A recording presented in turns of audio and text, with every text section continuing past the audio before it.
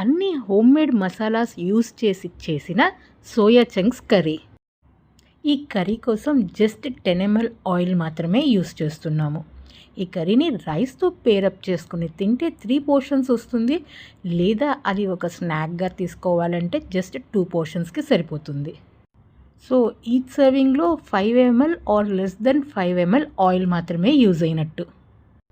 Curry అంటే ఏదో ఎక్కువ గ్రేవీగా ఉండే టైప్ ఏం కాదు, కొంచెం టైట్ గ్రేవీలాగా ఉండే సోయా చంక్స్ కర్రీ అనమాట. అలానే కస్టమర్ రిక్వైర్మెంట్ని బట్టి ఆయిల్ ప్రపోర్షన్ లేదా కర్రీ కన్సిస్టెన్సీ కూడా మనం చేంజ్ చేసుకోవచ్చు.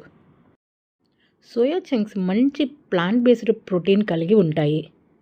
డైలీ వారి ప్రోటీన్ రిక్వైర్మెంట్ని కంప్లీట్ చేసుకోవాలనుకునే వారికి లేదా బాడీ బిల్డర్స్కి సోయా చంక్స్ కర్రీ చాలా బాగా యూజ్ అవుతుంది. ఎందుకంటే 100 గ్రామ్స్ సోయా చంక్లో 350 క్యాలరీస్ ఉంటే ప్రోటీన్ మాత్రం 52 గ్రామ్ వస్తుంది.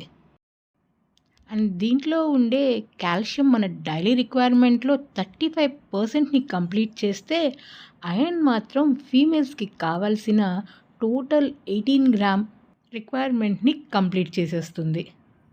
సో వెజిటేరియన్స్ వాళ్ళ డైట్లో సోయా చంక్స్ యాడ్ చేసుకోవడం అనేది చాలా యూస్ఫుల్ థింగ్. ఐరన్ గురించి మాట్లాడుకుంటే ఇది నాన్ హిమ్ ఐరన్ కాబట్టి డైరెక్ట్గా బాడీ అబ్జర్వ్ చేసుకోదు. కాబట్టి డెఫినెట్గా మనం దీంట్లో నిమ్మకాయ పిండుకుంటే గనక ఐరన్ని బాడీ అబ్జర్వ్ చేసుకుంటుంది.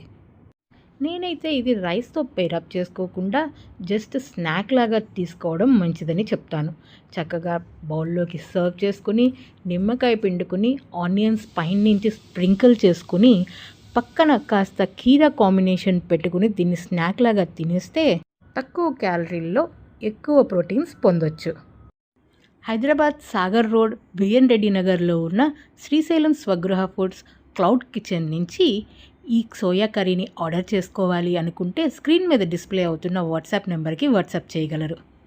స్విగ్గీ జొమాటోలో కూడా సెర్చ్ చేసి మీరు మీ ఆర్డర్ని ప్లేస్ చేసుకోవచ్చు.